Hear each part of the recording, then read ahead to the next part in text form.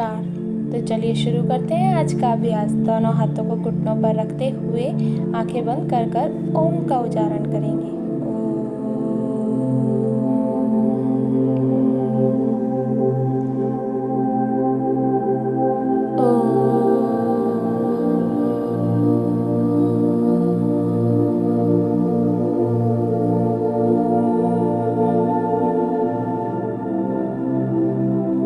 धीरे से आंखों को खोलेंगे, अपनी सांसों को नॉर्मल कर देंगे। अब हम अपने आसन की तरफ चलते हैं। आज का हमारा पहला आसन है पश्चिमोत्तम आसन, जिसमें हमें अपना एक पैर मैट पर आगे की ओर फैलाना है और अपना दूसरा पैर अपने शरीर की तरफ और अपने दोनों हाथों से अपने फैले हुए पैर की तरफ लेके जाके और दोनों हाथों को पकड़ना है। जैसा कि आप देख सकते हैं, आप अपनी सहूलियत से किसी भी तरीके से आप अपने पैर के तलवे को पकड़ सकते हैं। अपने घुटने को बिल्कुल भी ना मोड़िए। जो पैर हमने आगे की तरफ रखा है वो घुटना हमें नहीं मोड़ना है और हमारा दूसरा पैर घुटना मोड़कर हमें शरीर से टच करके रखना है। जैसा कि आप स्क्रीन पे देख रहे हैं कि हमने किस तरीके से अपने पैरों को रखा है और अपने हाथों को किस तरीके से अपने पैर से पकड़ा हुआ है। थोड़ा सा रिलैक्स करके हम इस आसन को अपने दूसरे पैर की तरफ करेंगे। अपना एक पैर शरीर से टच करके रखना है और दूसरा मैट पर आगे फैला कर रखना है और अपने दोनों हाथों से अपने पैर के तलवे को पकड़ना है। इस आसन को करने से रीढ़ की मांसपेशियों को फैलाव और लंबा करने में मदद मिलती है। साथ ही साथ ये हमारे कंधे, हाथ, पेट और पीठ दर्द में भी राहत देता है। ये आसन इस आसन को करने से रीढ़ में रक्त परिसंचरण को उत्तेजित करता है, साथ में हमारे पेट के अंगों को टोन करता है और हमें स्फूर्ति भी प्रदान करता है। ये आसन इस आसन को करने से हमारे पाचन में सुधार होता है। अब हम अपने अगले आसन की तरफ चलते हैं, जो कि है एक दंडासन का वेरिएशन। मैट पर सीधे बैठते हुए हमें अपने एक पैर को आगे की ओर रखना है और दूसरा पैर अपने हाथ की सहायता से ऊपर की ओर रखना है। ध्यान रहे हमारी कमर बिल्कुल सीधी होनी चाहिए और अपना दूसरा हाथ अपने कमर के पास रखना है। आप देख सकते हैं कि हमने अपने पैरों को किस तरीके से रखा हुआ है। यह आसन दंडासन का एक वेरिएशन है।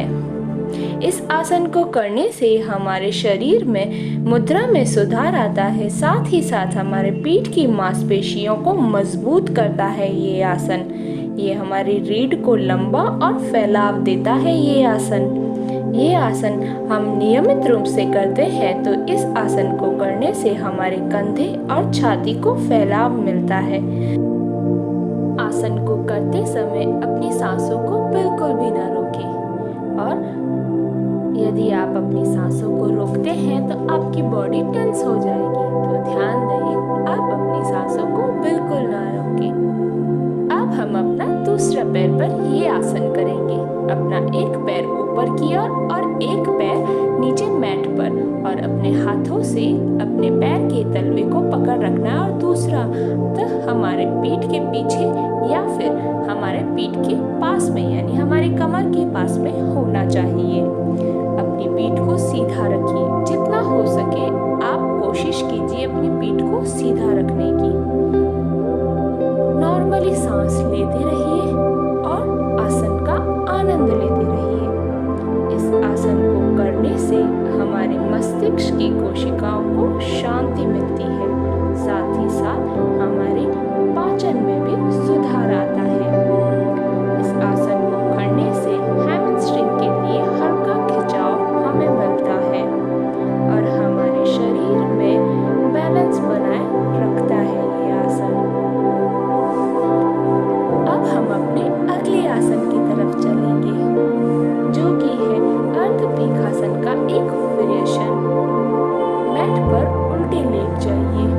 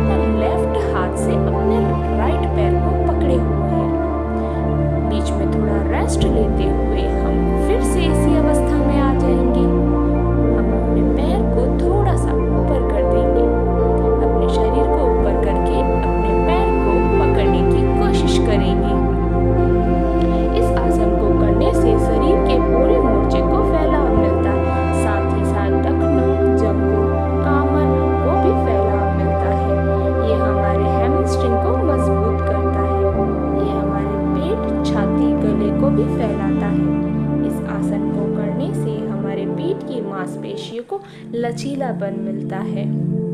अब हम ये अपने दूसरे पैर पर करेंगे, यानी हमने अपना एक पैर मैट पर रखा है और दूसरा पैर हमने ऊपर की ओर करके अपने हाथ से पकड़े हुए हैं। जैसा कि आपने देख रहे हैं कि हमने अपने हाथ को क्रॉस में, यानी हमारा लेफ्ट पैर ऊपर है और राइट हाथ से हमने अपने पैर को पकड़ रखा है।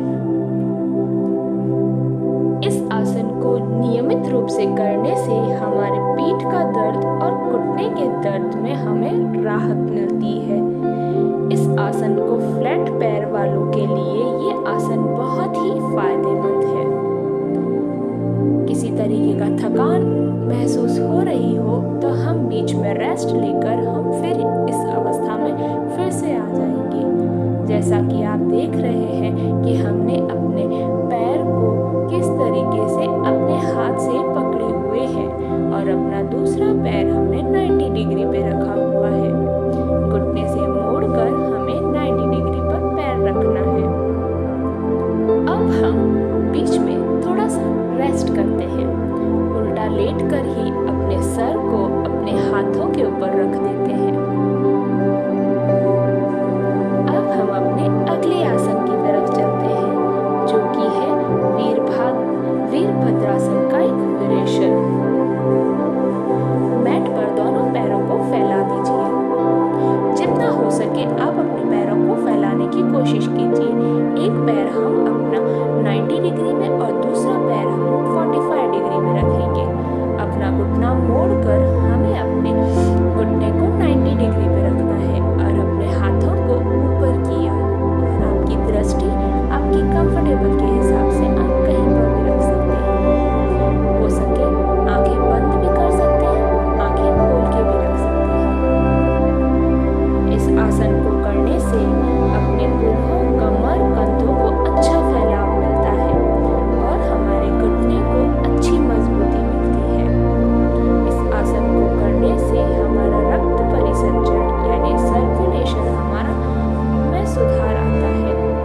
अब हम हमें दूसरे पैर पे करेंगे। जो पैर हम 90 डिग्री पे रखते हैं उस पैर को हमें मैट पे सामने की ओर रखना है। जैसा कि आप देख सकते हैं स्क्रीन पे, हमने अपने पैर को किस तरीके से रखा और अपने हाथों को किस तरीके से रखा हुआ है। अपने एक पैर को 90 डिग्री पे रखा है और दूसरे पैर को हमने 45 डिग्री पे रखा है। हमें अपनी बॉडी पर किसी तरीके का कोई एक्स्ट्रा प्रेशर नहीं डालना है। इस आसन को करने से हमें संतुलन और स्थिरता का विकास होता है। नॉर्मली सांस लेते रहिए और आसन को निरंतर करते रहिए। अपने गति के अनुसार इस आसन को हम निरंतर रखेंगे। बीच में किसी तरीके का थकान महसूस हो रही हो तो आप सीधे खड़े हो जाइए, थोड़ी देर रेस्ट कीजिए और फिर से इसी अवस्था में आ जाएंगे हम। अब हम धीरे से अपने पैरों को अपने पास लाएंगे और नीचे मैट पर लेट जाएंगे। अब हमारा शवासना की अवस्था का टाइम हो गया है। हम अपने दोनों पैरों को मैट पर फैला देंगे। अपने हाथों को नीचे मैट पर रखकर हथेलियां आकाश की ओर करेंगे। बाह्य जगत से ध्यान हटाकर हम अपना ध्यान अपने शरीर पर, अपनी सांसों पर, अपने मस्तिष्क पर रखेंगे। किसी तरीके का कोई प्रेशर हम अपनी बॉडी पर नहीं डालेंगे। शवासना की अवस्था में